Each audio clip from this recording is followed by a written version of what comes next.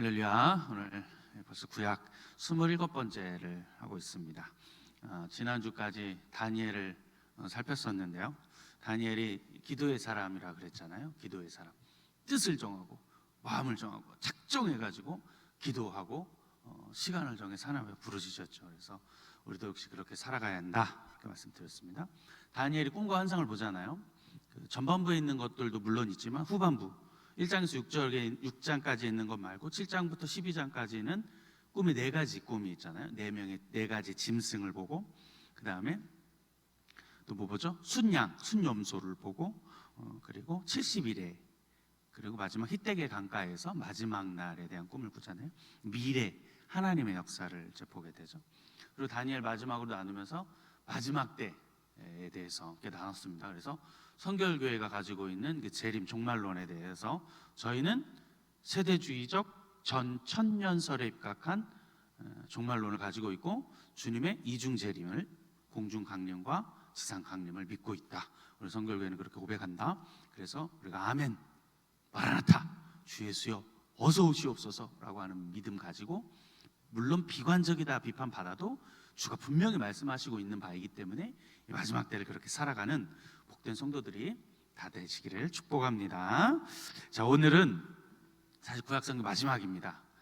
마지막에 오신 새로운 여러분 환영합니다. 마지막을 제 다음 주에 구약을 한번 정리하고 끝을 내겠습니다. 구약을 싹 정리하고 끝을 내고, 오늘은 지금 구약을 지금 거의 끝이 나는 시간이에요. 오늘은 소예언서를 볼 건데 12권이거든요. 소예언서 12권 우리 살펴보겠습니다. 여러분 이제 많이 보셔가지고 이제 아시는데, 우리가 구약을 읽을 때 어떻게 본다 그랬습니까? 구약의 형태가 도서관 이렇게 해가지고 했잖아요. 그러면 이해가 참 편한 것 같아요. 그래서 도서관으로 이렇게 진입을 하면 이제 하나씩 살펴보겠습니다. 첫 번째 나타나는 게 모세오경이죠. 자, 모세오경 불러보실까요? 창세기, 출애굽기, 레위기, 민수기, 신명기, 이렇게 모세오경이 되고요.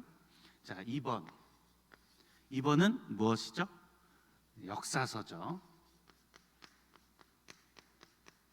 역사서를 3가지로 이제 나누게 돼요. 제일 많거든요. 역사서는 12권인데 12권을 우리가 3개로 나눠 시대별로, 막 기억날 것 같죠, 헌사님? 기억이 안 날 것 같으면 그것도 이상하네요. 역사서는 3개는 우리 시대 순으로 나눌 수 있다. 그래서 모세오경이 끝나고 모세가 출애굽한 것까지 나오고 난 다음에 사사시대로 나눌 수 있다 그랬습니다. 사사시대 순서대로 불러볼까요? 여호수아, 사사기, 룻기가 되겠죠. 이 역사서입니다. 역사서 두 번째는 우리가 뭘로 구분할 수 있냐면 왕정시대다 그랬잖아요. 왕이 첫 번째 왕이 나오잖아요. 첫 번째 왕이 사울. 그래서 왕정시대인데, 왕정도 역시 이제 한번 불러볼까요? 순서, 이게 성경의 순서, 지금 순서거든요. 그래서 사무엘, 상하, 그리고 나서 열왕기, 상하, 역대, 상하, 이렇게 되겠습니다.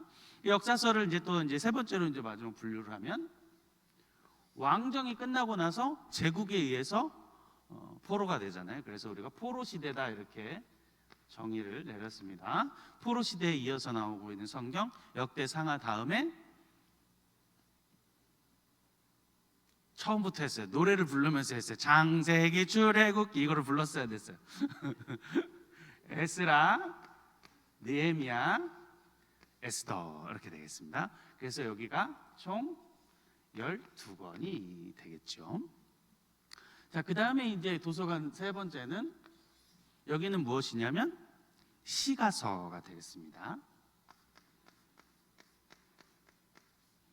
시가서. 그래서 시편, 다윗의 시, 잠언 이렇게 되겠죠. 순서, 이 지금 성경의 순서거든요. 한번 불러볼까요?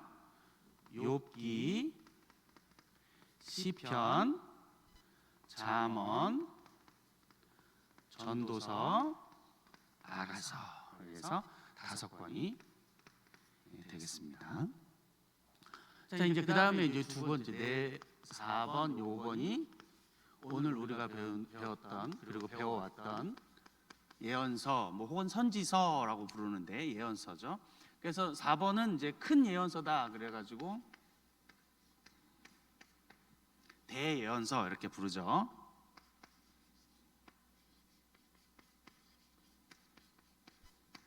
한번 불러볼까요? 대예언서. 욥기, 시편, 잠언, 전도서, 아가, 이사야, 에레미야, 에가, 에스겔, 다니엘까지가 이제 대예언서 되겠습니다.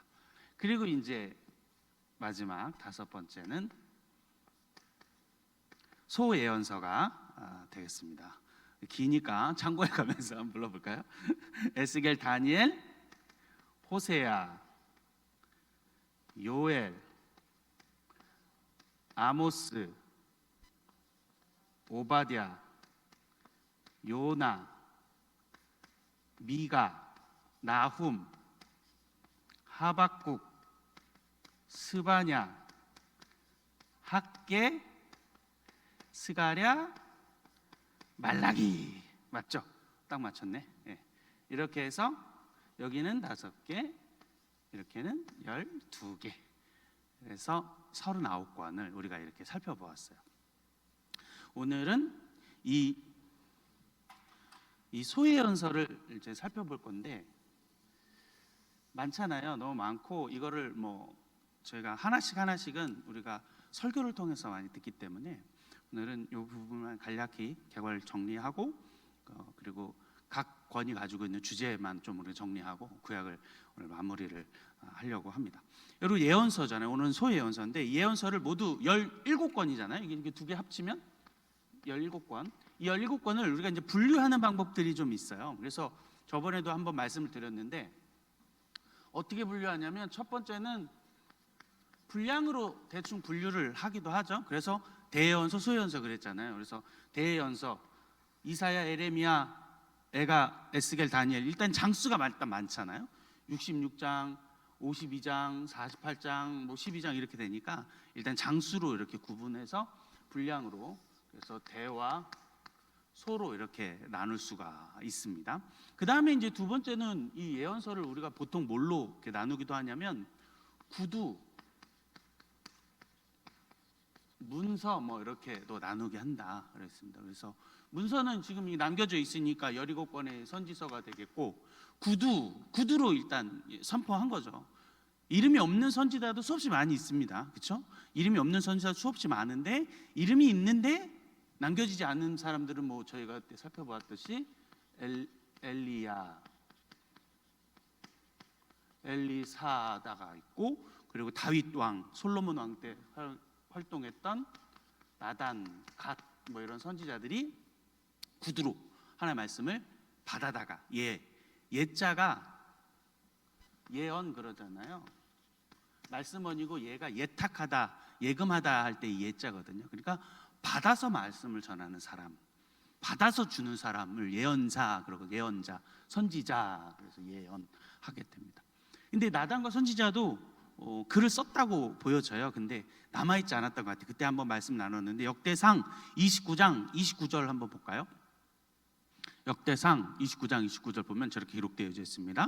다윗 왕의 행적은 처음부터 끝까지 선견자 사무엘의 글과 선지자 나단의 글, 선견자 갓의 글에 다 기록되고 기록은 되어졌는 것 같은데 남아져 있지는 않았던 것 같아요. 그래서 우리가 이런 식으로 구두와 문서로 이렇게 분류를 해볼 수가 있다라고 하는 것입니다. 세 번째로 이제 우리가 또 구분을 어떻게 해보냐면 간편하게 이스라엘 역사를 생각해 보니까 포로를 통해서 포로가 되잖아요. 첫 번째는 바벨론에게, 그다음 바사에게, 뭐 그리스엘라에게 포로가 되는데 아수르 뭐 이렇게 포로가 되잖아요. 포로를 전중으로 다 나눠서 우리가 이 예언서를 나눠볼 수도 있는 거예요. 포로 전으로, 포로 중으로, 지금 포로 중으로, 그다음에 포로 후로 뭐 이런 식으로도 우리가 말씀을 이렇게 나눠볼 수가 있는 것입니다. 자, 그래서 화면을 한번 살짝 볼까요? 잘 보이실란가? 포로 전 그리고 포로 중, 포로 후로 나눌 수 있는 거예요. 포로 후는 이제 돌아오고 나서니까 우리가 간단하게 기억하기 좋게 학개스갈의 말라기 마지막에 있는 돌아오라 성전을 막 이렇게 했고, 포로 중에는 에스겔, 다니엘 이런 사람들이 계속 말씀을 전해준 거죠. 근데 포로 전에 이제 대부분 저렇게 많이 나눠지는데, 저중 가운데서도 우리는 좀 더 구분을 할 수 있는데, 그게 뭐냐면 독자가 누구냐에 따라서 포로 전 중에서도 독자가 누구냐, 이쪽에 할게요. 독자가 누구냐에 따라서 나눠볼 수 있는 거예요. 첫 번째는 북이스라엘에게 전한 사람도 있다는 거죠. 북이스라엘에게 호세아 같은 사람, 아모스 선지서 같은 사람은 북이스라엘을 향해서 예언한 사람이죠. 그 다음에 남유다, 대부분이죠. 남유다는 대부분 나머지의 사람 선지서들이고, 그 다음에 이제 독특하게 이제 우리가 독특한 거 몇 개 기억하면 나머지는 싹 다 되니까, 그죠? 다른 나라 타국이죠. 이스라엘 백성들이 아닌 타국, 누구냐면 오바댜, 에돔에게, 나훔, 그리고 요나 같은 쌍인데 아수르에 있는 니느웨 도시에게, 타국에 있는 백성들에게 선언하고 선포했다. 이렇게 정리를 해볼 수가 있습니다. 12권이 많지만 이런 식으로 분류가 되면 이해하는 데 도움이 되겠다라는 것입니다. 자, 그 다음에 이제 시간별 분류인데, 시간별로 분류할 수가 있는데 저는 이게 가장 깔끔하고 정리가 잘 좋다고 이렇게 생각되거든요. 한번 사진 한번 보여주실래요? 이렇게 이해하시면 가장 깔끔하겠다. 오늘 12권이 저기 다 있는데, 시간별이라면 이제 주전 8세기에 누가 어떤 사람이냐? 호세아가 가장 먼저 첫 등장하는 문서 예언자거든요. 그러니까 호세아, 아모스, 미가, 이런 사람이 주전 8세기. 이 주전 8세기는 상당히 좀 중요한데, 왜 그러냐면 세계사적으로 아수르가 막 등장하던 때이기 때문이에요. 아수르가 등장해가지고 북이스라엘 심판하고 멸망당하고 막 그런 시기라서 8세기에. 그 다음에 이제 7세기는 나훔, 하박국, 스바냐 같은 선지자가 7세기의 선지자가 되겠고, 그리고 6세기는 이제 포로 잡혀가고 바벨론에게 잡혀가고 페르시아 넘어가고 하는 때이기 때문에 학개, 스가랴, 말라기 이렇게 나눌 수 있습니다. 근데 지금 9개밖에 없잖아요. 더 나눠야 되겠는데, 시기별로 보다 보니까 이렇게 9개로 나눠졌는데, 12권 중에서 사실은 학자들 가운데 말이 있는 성경이 있어요. 시기가 확실하지 않아서 아직도 해석이 분분하여서 여기다 끼기도 하고 저기다 끼는 그런 모호한 게 있기 때문에, 예언서를 마지막으로 이렇게 3개를 또 정리를 하면 요엘, 나훔 아니고 요나, 오바댜 이렇게 해서 12권이 여기 이렇게 정리가 되는 거예요. 시기로 나누게 되면 전 여기에 제일 깔끔하게 잘 정리가 되는 것 같아요. 그래서 요엘이나 요나나 오바댜가 어느 정도의 시기를 측정해주고 있긴 한데 근거가 좀 부족해서 저 3개의 권은 모호하다, 다 포함하고 있는 모습을 보이고 있다, 이렇게 이제 학자들은 이렇게 해석하고요. 여기서 이제 우리가 원래는 대예언서가 5개가 더 있으니까 저기다 첨가만 시키면 우리가 좀 깔끔하게도 정리가 될 것 같아요. 첫 번째는 대예언서는 이사야잖아요. 이사야는 8세기, 9세기, 8세기에 이사야가 들어가면 될 것 같습니다. 그 다음에 예레미야잖아요. 예레미야는 누구냐면, 예레미야는 북이스라엘의 멸망부터 계속 지켜보고 있다가 남유다가 멸망할 때까지니까 7세기 예레미야 플러스 예레미야, 애가까지 이렇게 하게 되면 되겠습니다. 그 다음에 대예언서 나머지 2개가 남았죠. 2개는 포로 후기, 중기 후기니까 하케스가랴 말라기 6세기에 들어가면 되겠죠. 그래서 에스겔, 다니엘까지 이렇게 해서 17권이 이렇게 정리를 하면 좀 이해가 편하지 않을까, 제가 이렇게 정리를 이제 해보게 됐어요. 그래서 12권이 이런 식으로 진행되어지고 있습니다. 이 12권이 12권을 한 권으로 보기도 하고요, 그냥 각각으로도 보기도 하고 시대마다 해석이 달랐습니다. 그래서 지금 우리가 여기서 본 호세아, 요엘, 아모스, 오바댜, 요나, 미가, 나훔, 하박국, 스바냐, 학개, 스가랴, 말라기 요 순서는 히브리어 맞소라 학파에서 맞소라 본문에 따른 거예요. 제가 이 말을 하는 게 뭐냐면 다른 성경은 이 순서가 아니기도 한다는 거거든요. 우리 원사님들 저 70인역이라고 기억이 나세요? 벌써 많이 설명했는데 우리 최복은 원사님 70인역 끄덕끄덕 해주세요. 또 들으면 생각이 날 거거든요. 이 신구약 중간음사 때에 히브리어 성경만 있던 거를 당시 통용하고 있던 그리스 헬라어로 구약을 바꿔보자, 그래가지고 막 포로 노예 해방시켜줬다고 그랬었잖아요. 신약 넘어갈 때 또 할 겁니다. 요거의 순서는 얘와 좀 다르거든요.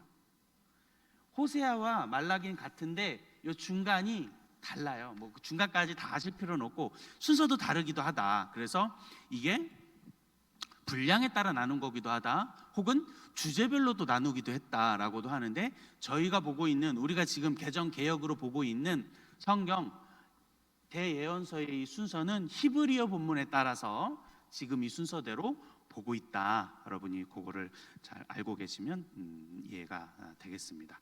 자, 그래서 오늘은 이 12권의 이 책을 한 장씩 우리가 성경을 딱 보시고, 지금 호세아서부터, 본문이 호세아서부터 우리가 선물 봤잖아요. 호세아서부터 그냥 한 장 한 장씩 그냥 눈으로 넘어가면서 어떤 주제를 가지고 있는 책인가 우리가 좀 살펴보도록 하겠습니다. 자, 첫 번째는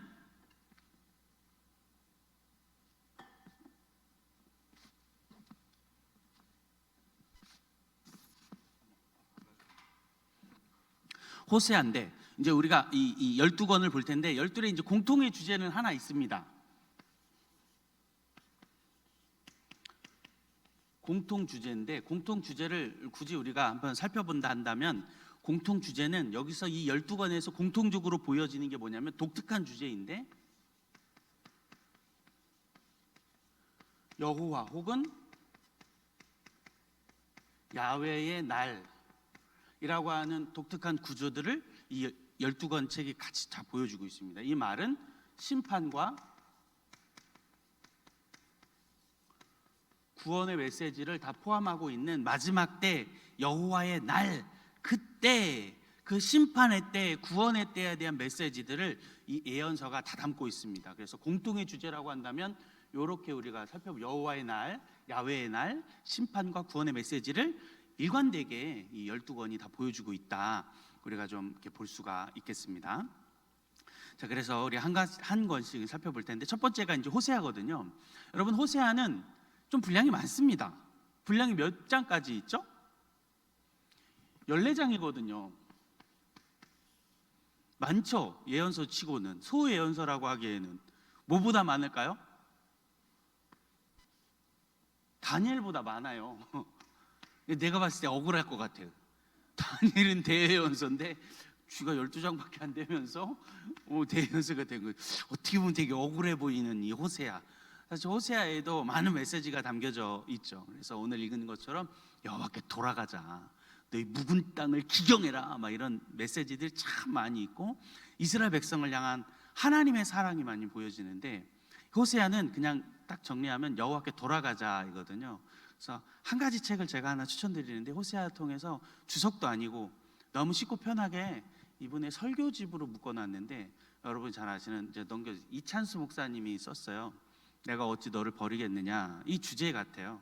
어떻게 너를 버리겠느냐라고 하는 하나님의 마음이 이 호세아서에 잘 들려져 있어요. 그래서 저 책을 좀 추천하고 싶어요. 호세아를 잘 볼 수가 있을 것 같고 학자의 책이 아니라서 읽기 편하고 그렇습니다. 그래서 호세아는 여호와께 돌아가자, 음란한 여인 고멜이라고 하는 여인을 통해서 하나님의 마음이 호세아에게 자꾸 투영되어지는 것이 보여집니다.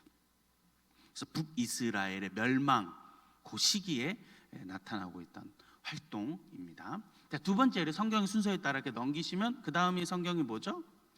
요엘이 나오죠. 요엘, 메뚜기의 재앙도 나오고 여기 동일하게 야훼의 날이 등장하는데 이 요엘은 최근 들어 그러니까 근대에 들어서 중세를 지나 근대에 들어서 되게 아주 조명을 받는 성경책입니다. 왜냐하면 성령의 임재와 성령을 조명할 수 있는 책이기 때문에 그렇습니다. 요엘서 2장 28절 29절 같이 한번 읽어볼까요? 요엘서 2장 요엘서 2장 28, 29절 우리 같이 한번 읽어보겠습니다. 시작. 그 후에 내가 내 영을 만민에게 부어주리니 너희 자녀들이 장래일을 말할 것이며 너희 늙은이는 꿈을 꾸며 너희 젊은이는 이상을 볼 것이며 그때에 내가 또 내 영을 남종과 여종에게 부어질 것이며. 아멘. 구약의 성령을 증거하고 지지하고 있는 책이기 때문에 성령님을 조명할 수 있어서 많이 지금 주목받고 있는 구약의 책이다 라고 하는 사실입니다. 근데 이 요엘도 역시 시기는 조금 모호하다. 어떤 시기를 말하고 있는지는 모호한 거예요. 그래서 주전 7, 8세기인지 포로 이후에 이제 포로 귀환 공동체들이 쓴 건지는 확실치는 않지만 이렇게 되어져 있다라는 것입니다. 그 다음에 이제 세 번째로가 등장하는 게 아모스. 착착 넘겨보시면 이제 아모스가 등장하잖아요. 이 아모스는 북이스라엘 향해서 이야기했습니다. 여기 자기 스스로를 뭐라고 말하냐면 농부다, 목자다 뭐 이런 식으로 표현을 하는데 사실은 그렇진 않은 것 같아요. 그냥 한낱 농부였거나 목자는 아니었던 것 같고, 왜 그러냐면 당시 북이스라엘에 예언을 한 사람이잖아요. 아모스를 잘 살펴보면 이가 북이스라엘을 오고 가는 것을 볼 수 있어요. 자주 왔다 갔다 했죠. 그리고 당시 아수르와 국제 정서에 대한 빠삭한 해석과 지식을 가지고 있었죠. 그리고 조언할 수 있었죠. 어떤 종교적인 전승 가지고 있는 언어를 가지고 썼다라고 보여진다면 아마 이 아모스는 나름 부자였거나 거대 농장을 가지고 있었던 사회적인 관심과 뭐 그런 영향력을 가지고 있는 지성인이 아니었을까라고 생각해 보게 됩니다. 그래서 아모스는 공의, 하나님의 공의를 주제로 하는 성경책이다 라는 것입니다. 자, 아모스를 또 넘겨보면 또 무슨 성경이 나오냐면 오바댜. 짧은 한 장이지만 오바댜는 아까 오바댜가 누구를 대상으로 썼다 그랬어요? 에돔은 누구의 후손이죠? 에서의 후손이죠. 에서는 야곱의 형제이잖아요. 그러니까 이스라엘의 같은 친형제의 에돔을 향해서 책망하는 거예요. 사실은 북이스라엘이 멸망당할 때, 너희가 남유다가 멸망당할 때 무엇했냐라고 하는 책망의 메시지가 있습니다. 방관자적인 태도, 너희 형제를 향한 방관자적 태도에 대해서 하나님이 책망하고 에돔을 심판할 것을 이야기해주고 있습니다. 제가 이 오바댜를 읽으면서 지난 1학기에 우리 신학교육사 강의를 하면서 마침 무슨 뉴스 기사가 났냐면 그것을 함께 얘기하면서 공감했었는데 2022년 5월 달에 서울 구로구 한 동네에서, 제가 알던 동네고 알던 길이라서 저는 더 기사가 와닿았던 것 같아요.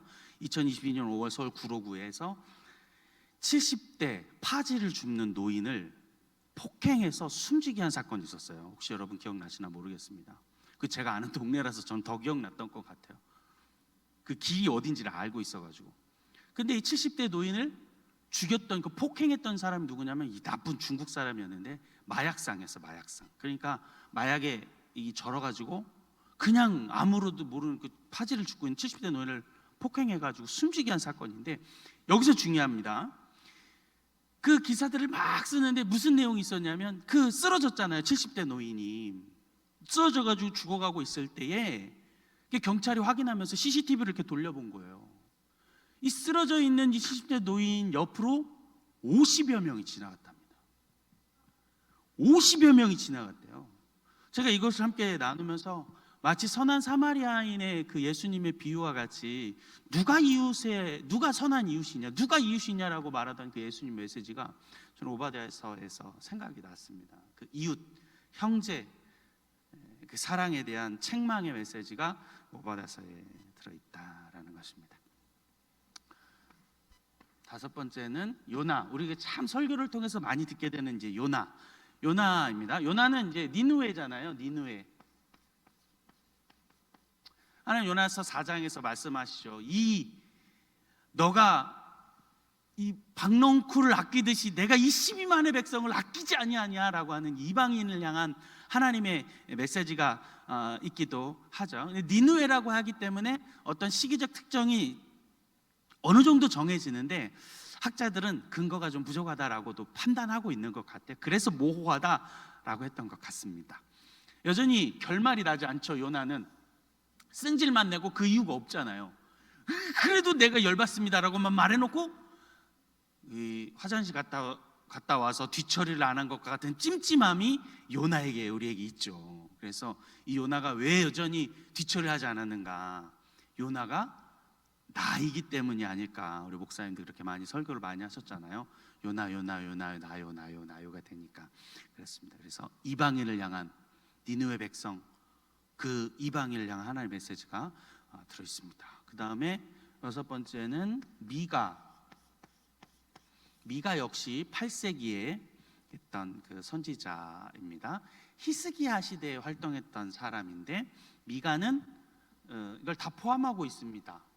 공의, 인애, 하나님과 동행이라고 하는 주제를 가지고 있는 미가서입니다. 그래서 특별히 이제 미가서에서 우리가 기억할 수 있는 것은 이 미가에 뭐가 있기 때문에 더 많이 기억하냐면 메시아에 대한 예언이 있기 때문이에요. 메시아가 어디서 나냐?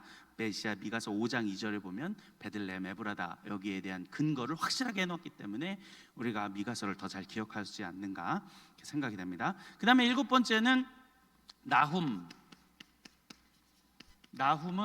북이스라엘을 괴롭혔던 그 니느웨를 향한 심판, 멸망을 이야기하는 것입니다.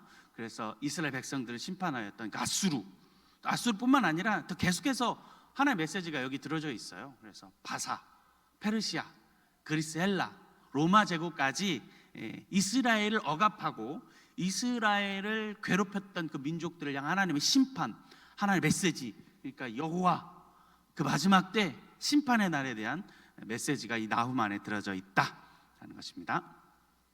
그 다음에 하박국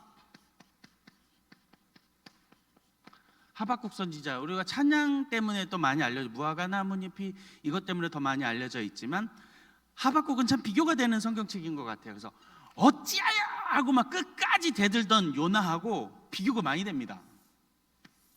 요나는 끝이 없다 그랬잖아요. 뒤처리가 안 됐어요.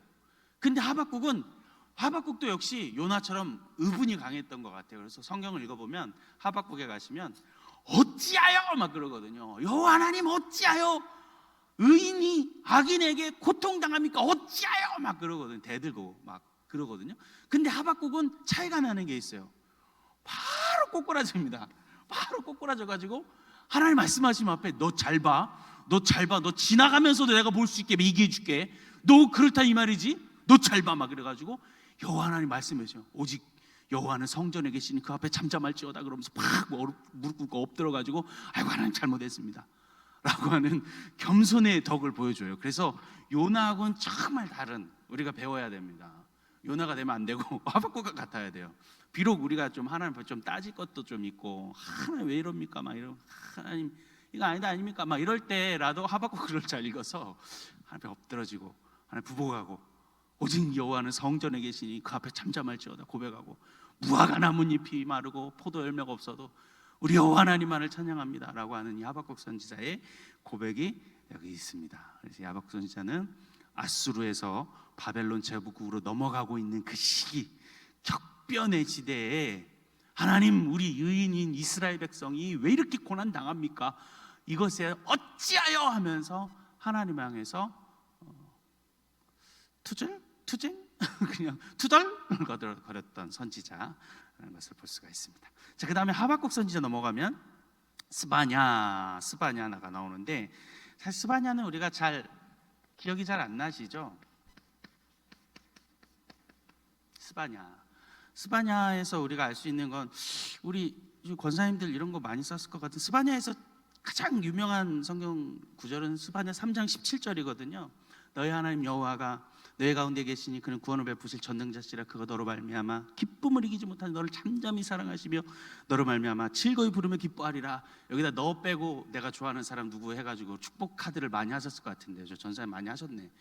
거기 너 자를 빼고 남자 혹은 여자 자매 이름 넣어가지고 축복 카드를 많이 썼던 이게 스바냐. 이제 기억나시죠? 그거 아니면 기억이 잘 안 나는 성경책인데 이게 스바냐이거든요. 스바냐는 에레미야 선지자가 동시대 사람이었습니다. 동시대에 에레미야와 같이 민족의 아픔, 민족의 순종하지 않음을 향해서 계속 외치고 회개를 촉구했어요. 축복 카드만 주던 스바냐가 아니고, 스바냐 안에는 이스라엘의 회복과 회개와 심판을 예언했습니다. 그리고 우리가 특별히 이제 스바냐를 좀 주목해 볼 수 있는 게 왜 그러냐면, 스바냐에서 성경에 근거되는 구제를 강조하고 있기 때문이에요. 고아와 과부를 강조하고, 고아와 과부가 너 이름으로 의탁될 것이라고 이야기해 주고 있기 때문입니다. 찾아볼까요? 없습니다. 스바냐 3장 12절 우리 한번 읽어볼까요? 성경에 말하고 있는 교회가 이것들을 해야 될 이유를 땅땅땅 찍어놨어요. 3장 12절의 말씀, 내가 곤고하고 가난한 백성을 내 가운데 남겨두리니 그들이 여호와 이름을 의탁하여 보호를 받을지라. 여호와 하나님 남겨주신답니다. 남겨두시는데, 남겨두는 게 여호와 이름으로, 그러니까 교회가 그들을 보호하고 의탁하여 보호를 받을지라. 교회의 구제, 교회의 봉사, 교회 선교, 나눔 근거가 되죠. 그래서 스바냐는 그런 귀한 책이다 라는 것을 알게 됩니다. 자, 그 다음에 이제 마지막 우리 학개와 스가랴이죠. 학개 스가랴는 이제 포로기 이후인데 11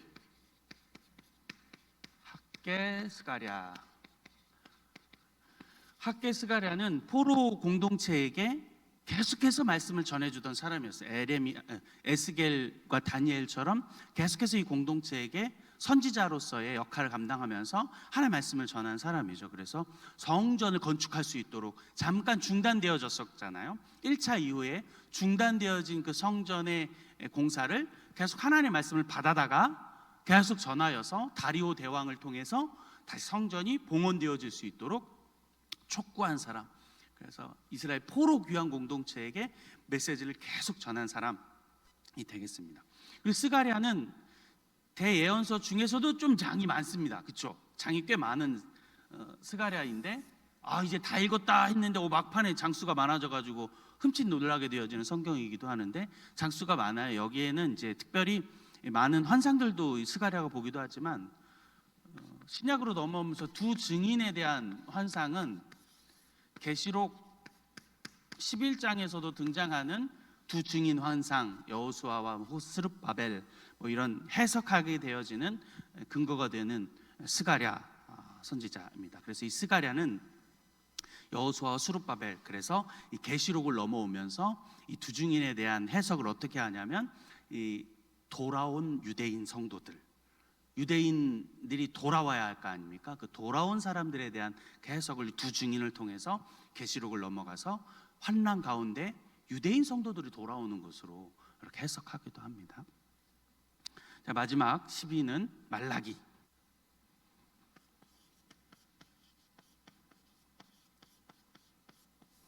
말라기 선지자입니다. 구약의 마지막 순서이고 가장 늦게 기록됐습니다. 그래서 학자들이 약 한 BC 430년을 보고 있거든요. 그러니까 BC 430년에서 예수님 오시는 그 BC 약 4년에서 5년 사이니까 400년 중간기라고 우리가 보게 되어지는 거예요. 그래서 포로 이후에 제국의 역사의 흥망성쇠 가운데서 다시 돌아온 그 공동체를 향한 예배의 모습을 책망하기도 하시고 심판하시는 거죠. 여러분, 말라기에서 뭐 어떤 단어가 등장합니까? 성경에 등장하지 않아야 될 것 같은 단어가 막 등장하잖아요. 똥이라 그러시잖아요. 똥. 문 닫아버렸으면 좋겠다 그러고, 이 더러운 똥을 치워버리라 그러기도 하시고 책망하시는 것입니다. 포로로 귀환해가지고 다시 돌아와서 성전 짓고 하나님의 뜻대로 살아야 되는데 이 귀한 공동체가 또 그렇게 살지 못했던 것 같아요. 그래서 말라기를 통해서 다시 한번 심판하고 메시지를 전하고 제사 정말 똑바로 지켜야 하는 것들에 대해서 가르치고, 또 그 다음에 특별히 말라기는 11조를 강조하잖아요. 그래서 하나님 앞에 너 시험해보라, 내가 하늘의 복을 쏟아 붓나 안 붓나 시험해보라 라고 하는 이 11조의 근거가 되어지는 아주 귀한 책이고 좋은 책이다. 그래서 말라기가 마지막 예언서의 마지막이 되겠습니다. 그래서 이렇게 12권입니다. 12권 우리가 하나씩은 다뤄보지 않았지만 오늘 이렇게 그냥 주제만 나눠가지고 이렇게 살펴보게 됐습니다. 그래서 12권을 이 주제를 좀 가지고 있다면 우리 성경을 또 보고 읽어가는데 도움이 되겠다라고 이렇게 생각이 됩니다. 네, 정리하겠습니다. 오늘은 그 소예언서를 이렇게 살폈습니다. 12권이었거든요. 12권. 그리고 그러니까 예언서로까지 하면 17권. 그래서 우리가 이거를 크게 대와 소로 나눌 수 있다. 대예언서, 소예언서로 이렇게 나눌 수 있다.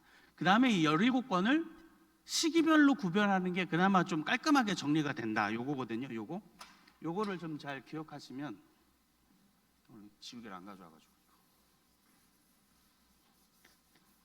요거를 기억하시면 12권을 정리하는데 좀 저는 좋겠다 이렇게 보여져요. 그래서 8세기에 3개, 호세아, 아모스, 미가, 7세기에 나훔, 하박국, 스바냐, 6세기 그러니까 바벨론에게 멸망당할 때쯤 학개, 스가랴, 말라기.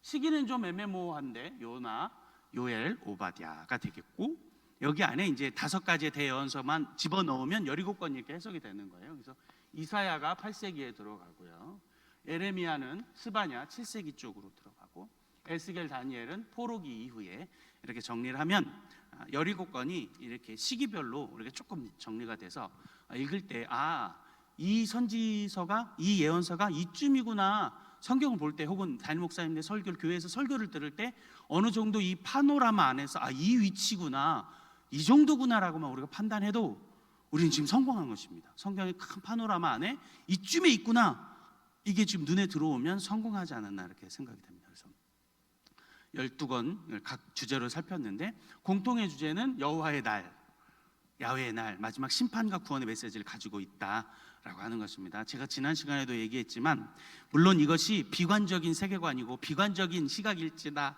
할지라도 주가 반드시 오신다 우리가 말씀했기 때문에 우리는 그 마음 가지고 주가 다시 오심, 이것을 가지고 전인격을 다하여서 우리의 지성을 다해서 이성을 다하여서 주님이 다시 오시기까지 우리 최선을 다해서 하나님 섬기고 하나님 사랑하고 또한 이 마지막 때를 사모하고 살아가는 우리 옥동중앙교회 모든 성도들이 다 되시기를 주님의 이름으로 간절히 축원합니다.